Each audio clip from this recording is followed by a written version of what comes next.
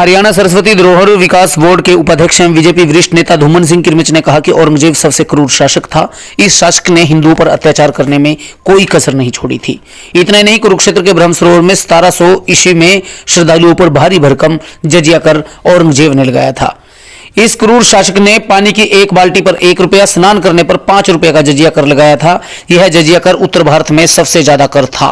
BJP वरिष्ठ नेता धूमन सिंह किरमिच ने अपने कुरुक्षेत्र स्थित सेक्टर 7 आवास पर समाजवादी पार्टी के सांसद अब्बू आजमी के बयान की कड़ी निंदा की।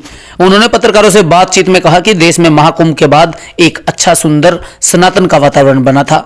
जब भी देश में अच्छा वातावरण बनता है तब इंडिया गठबंधन जैसे विपक्षी गठबंधन पार्टियां देश का माहौल खराब करते हैं और प्रयास करते हैं कि देश का माहौल बिगाड़ा जाए। इस कड़ी में इंडिया गठबंधन से जुड़ी समाजवादी पार्टी के सांसद अब्बू आजमी ने औरंगजेब को अच्छा शासक कहा था।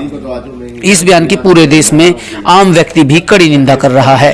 इस शासक ने हिंदुओं पर अत्याचार करने में कोई कसर नहीं छोड़ी और इतिहासकारों की माने तो रोजाना 1.25 मन जनेऊ उतारने का काम औरंगजेब के कार्यकाल में किया गया। इस शासक ने हिंदुओं को मुस्लिम धर्म अपनाने के लिए अत्याचार किए जो किसी से छिपे नहीं। जब देश में अच्छा सुंदर वातावरण बनता है, महाकुंभ के बाद जो देश में वातावरण सनातन धर्म के प्रति बना, तब कांग्रेस और जितनी विपक्षी पार्टियां हैं कुछ न कुछ ऐसा करती हैं जिससे कि हमारे देश के मुद्दों से भटकाया जा सके जनता को।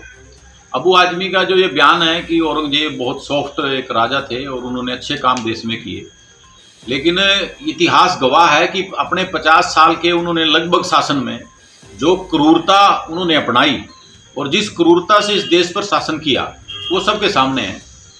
जजिया कर जो पूरे वर्ल्ड में मशहूर है कि कहीं जजिया कर अगर लगता था तो केवल हिंदुओं पर लगता था और हिंदुस्तान में लगता था, और हिंदुस्तान के शासक जो उस टाइम के औरंगजेब थे उन्होंने ये लागू किया था। हालांकि उससे पहले भी अकबर के शासनकाल में ये जजिया कर जो है लगाया गया था, लेकिन उन्होंने अपने शासनकाल में कुछ राजाओं की सिफारिश पर बंद किया। लेकिन कुरुक्षेत्र में मैं अगर बात करूं कुरुक्षेत्र की, तो ब्रह्म सरोवर जो हमारा पवित्र स्थल है, बहुत प्राचीन स्थल है।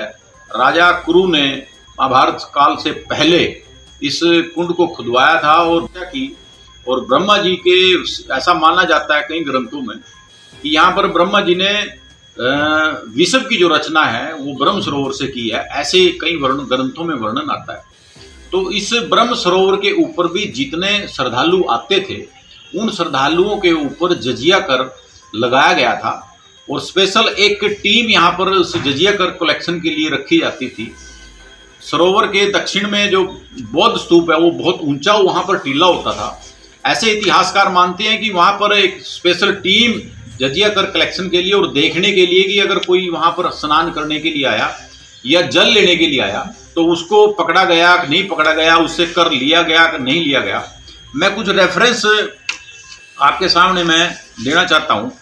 ये Thanesar and its vicinity BM Pandey and C Dorje की एक बुक है जो आर्कियोलॉजिकल सर्वे ऑफ इंडिया के डायरेक्टर जनरल थे, उनकी ये बुक है जिसमें पूरा उन्होंने वर्णन दिया है, जिसमें इन्होंने कहा है कि ये जो जजिया कर है ये ब्रह्म काशी में लगाए गए, अयोध्या में लगाए गए, बल्कि ब्रह्म सरोवर भी उसका एक मुख्य केंद्र था क्योंकि यहीं पर ज़्यादा श्रद्धालु आते थे। बहुत बड़े बड़े लेवल पर यहाँ पर जो है पिलग्रिम जो है सारे इसमें आते थे। यानी कि अबू आजमी किस तरह से ये कह सकते हैं कि वो एक क्रूर राजा नहीं थे जिन्होंने 50 साल तक किदवंती तो ये मानी जाती है हमारे देहात में, हरियाणा की मैं देहात की अगर बात करूँ कि जो औरंगजेब था वो 1.25 मन जनेऊ उतार कर हर रोज भोजन करता था। ऐसी किदवंती और ऐसे वर्णन कई जगह आते हैं। 1.25 मन यानी कि ये टैक्स इसलिए लगाता था कि जो लोग टैक्स देना नहीं चाहते हैं वो इस्लाम कबूल कर लें और आप कोई टैक्स देना नहीं पड़ेगा। तो इस तरह की क्रूरतापूर्ण कार्य औरंगजेब ने किए। तो इस तरह की तुष्टीकरण की जो राजनीति सपा, कांग्रेस और इसके गठबंधन, इंडिया के गठबंधन के लोग जो देश में कर रहे हैं ये बिल्कुल ठीक नहीं है, देश के हित के लिए नहीं है। बहुत अच्छा वातावरण देश में इस वक्त महाकुंभ के बाद सनातन धर्म की संस्कृति के बाद बना है।